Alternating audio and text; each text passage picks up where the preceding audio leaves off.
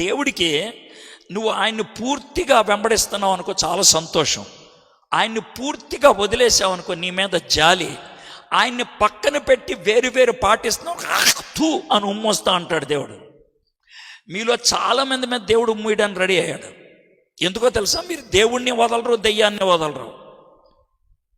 మీరు దేవుణ్ణి వదలరు, మీ ఆచారాలని, దిక్కుమాలిన ఆచారాలని వదలరు.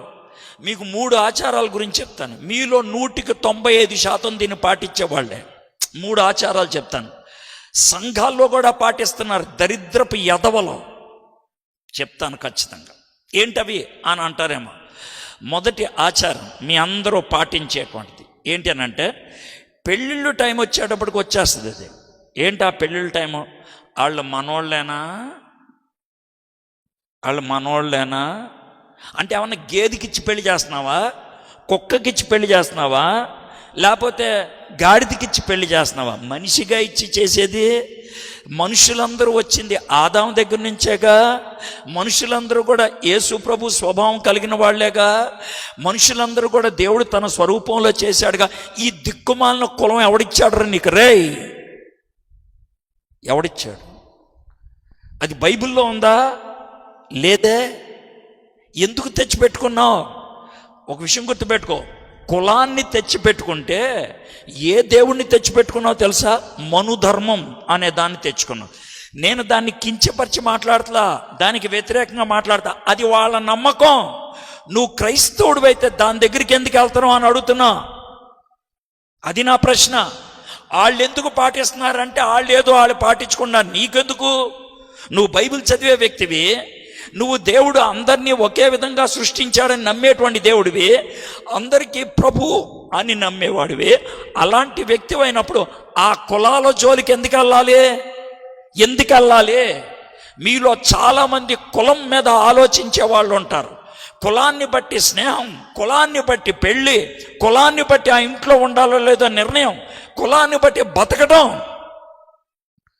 ఇంకెంత దరిద్రం అంటే, ఆ కులం ఉంటుందంటే రాయితీ వస్తుందంటే, చర్చిలో ఒక పేరు ఉంటుంది, ఆఫీస్లో ఒక పేరు ఉంటుంది. కొంతమందికి, చాలామంది చదువుకున్న ఎదవలు ఉన్నారు ఇక్కడ. టీచర్ ఉద్యోగాలు చేసి, ఆఫీసర్ ఉద్యోగాలు చేసే పనికి మాలిన ఎదవలు ఉన్నారు ఇక్కడ. వాడికి ఆఫీస్లో ఒక పేరు ఉంటుంది, చర్చిలో ఒక పేరు ఉంటుంది వాడికి.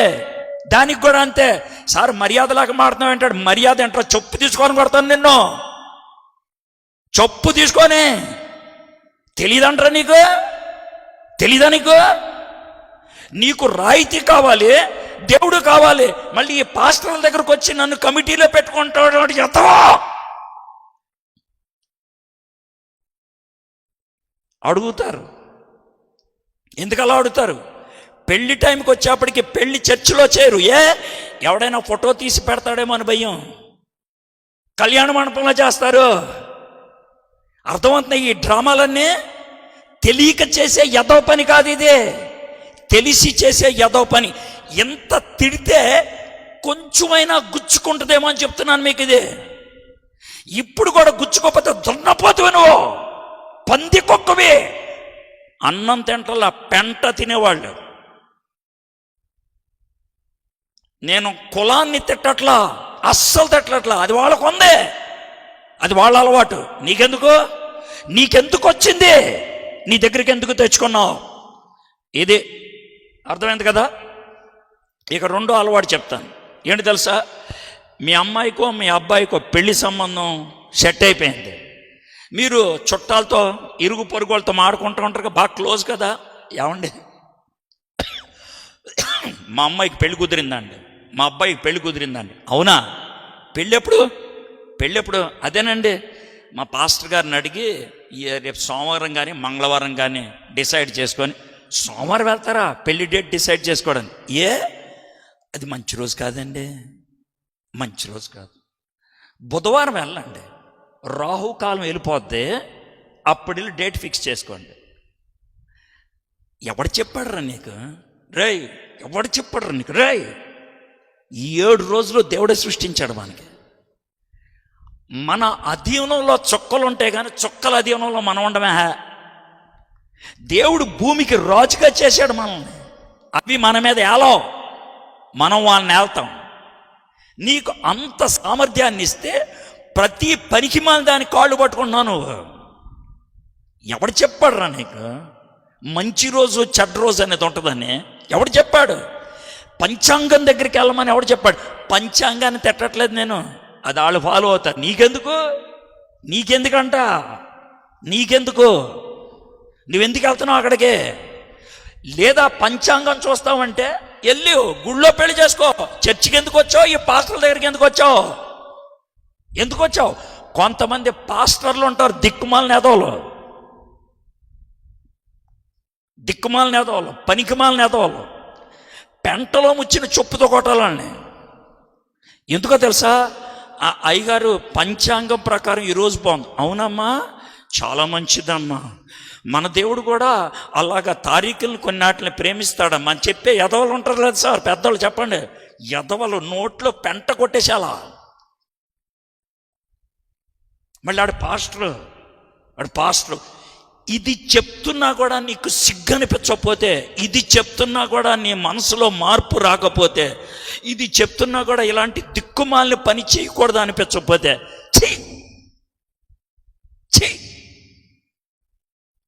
తగంటే ఎవడు చెప్పడు. ఇది రెండోది. మూడోది, మాది ఏలూరు, సొంతూరు. ఊర్లో ఏ చర్చో నేను చెప్పను. ఓ పెద్ద చర్చికి వెళ్ళాను, చాలా పెద్ద చర్చ్ అది. ఆ చర్చిలో ఇదివరకు 2-3 సార్లు వాక్యం చెప్పాను. అయితే మళ్ళీ వాక్యం చెప్పడానికి వెళ్ళి కొంచెం గ్యాప్ ఉంది. 7 సంవత్సరాలు ఎంత గ్యాప్ వచ్చింది. 7 సంవత్సరాల తర్వాత వాక్యం చెప్పడానికి వెళ్ళాను. వెళ్తే ఈ ప్రసంగం చేసే ఈ పుల్పిట్ అంటారు కదా, చర్చికి ఈ పక్కన ఉండేది ఆ పక్కకి వెళ్ళింది. పాలరాతితో చేసింది అనమాట. దాని మీద బైబిల్ పెట్టుకొని చెప్తారు, చుట్టూ చక్కగా ఉంటుంది, అద్భుతంగా.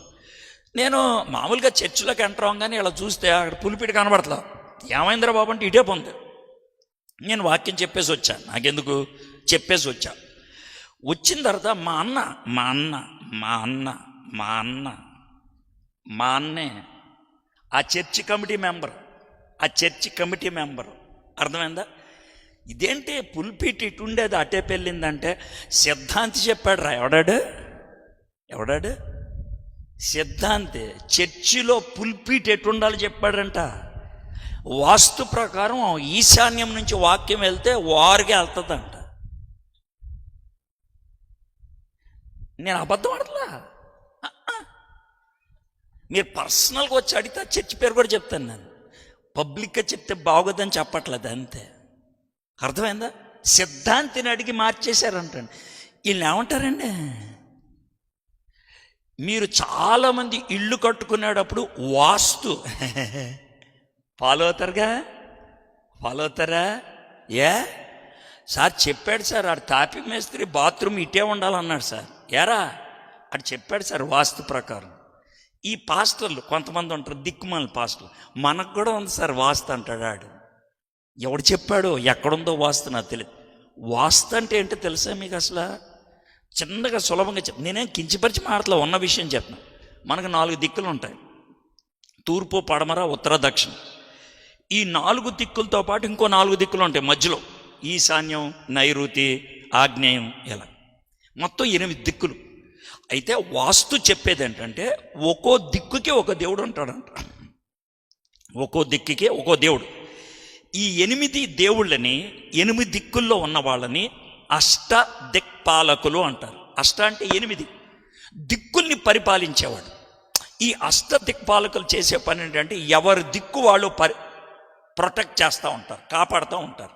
అయితే ఈ 8 మంది దిక్పాలకులకి ఒక్కొక్కరికి ఒక్కో డిపార్ట్మెంట్, ఒక్కొక్కళ్ళు ఒక్కో డిపార్ట్మెంట్. అగ్నిదేవుడు ఉన్నాడు అనుకోండి, ఆయన దేవుడు. గంగ నీటికి దేవుడు. అలాగే ఒక్కొక్కళ్ళు ఒక్కో దేవుడు. అయితే వాస్తు చెప్పే సింపుల్ విషయం ఏంటనంటే ఏ దిక్కులో ఏ దేవుడు ఉంటాడో వాడిని తృప్తిపరచాలి. ఏ దిక్కులో ఏ దేవుడు ఉంటాడో వాడిని తృప్తిపరచాలి. ఉదాహరణకి ఇది అగ్నిదేవుడి దిక్కు అనుకుందాం. ఇది అర్థమైందా? ఇదే అగ్నిదేవుడు. అయితే అగ్నిదేవుడి దిక్కు అయితే ఇటు నుంచో నేను వంట చేయాలి, ఆడికి నా మొహం చూపించాలి. నేను సైడ్ చూపించినా, నా ముడ్డి చూపించినా ఆడు కోపం వస్తుంది. అప్పుడు నాకు వచ్చే జబ్బు ఏంటంటే కడుపు మంట. మనం దాన్ని గ్యాస్ అనుకుంటాం. లేదు లేదు, ఆయనకు వచ్చింది. సిద్ధాంతి దగ్గరికి వెళ్తే ఆయన కిచెన్ మార్చేస్తే మన కడుపు నొప్పి తగ్గిపోద్ది అంటాడు. అదే ఆయన చెప్పేది. అయితే సార్ మీరు వాస్తు నమ్ముతారా అంటే ఒకే ఒక మాట చెప్తాను, వాస్తు నమ్మే అంత దమ్ము లేదు నాకు. నాకున్న ఒక్క దేవుడిని తృప్తిపరచలేక చేస్తున్నాను నేను. 8 మందిని ఏం చేస్తాను నేను? ఒక్కడు చెప్పింది వేయట్లేదు నేను. 8 మంది చెప్పింది నేను ఏం చేస్తాను? చేయగలనా? కాబట్టి నాకు అంత దమ్ము లేదమ్మా. అమ్మో అంత లేదు. మీకు ఏమన్నా ఉంటే చేసుకోండి సార్. మీరు చాలా చిన్నోళ్ళు సార్, మీరు ఒక్క దేవుడిని తృప్తిపరుస్తున్నాం, మేము చాలా సూపర్ సార్, 8 మందిని మేము తృప్తిపరిచేస్తున్నామంటే చేసుకోండి. ఇవన్నీ క్రైస్తవులు చేసేవే. వాస్తు, కులం, మంచి గడియ, శుభ గడియ, ఇవన్నీ క్రైస్తవ్యం నుంచి వచ్చింది కాదు, బైబిల్ నుంచి వచ్చింది కాదు. వీళ్ళతో రాసుకొని పూసుకొని ఆచారాలు సొంతం చేసుకున్నాం మనం. ఇశ్రాయేలీలు కూడా అదే చేశారు. ఏం తేడా లేదు. అందుకే దేవుడికి ఏమొచ్చింది? కోపం వచ్చింది. వాళ్ళు ఎంత దుర్మార్గులు అయిపోయారంటే దేవుళ్ళని కొలిసేవాళ్ళు అయిపోయారు. మనం కూడా అంతే. దేవుడి స్థానం దేవుడికే, మన సొంత కబుర్లు మనకే.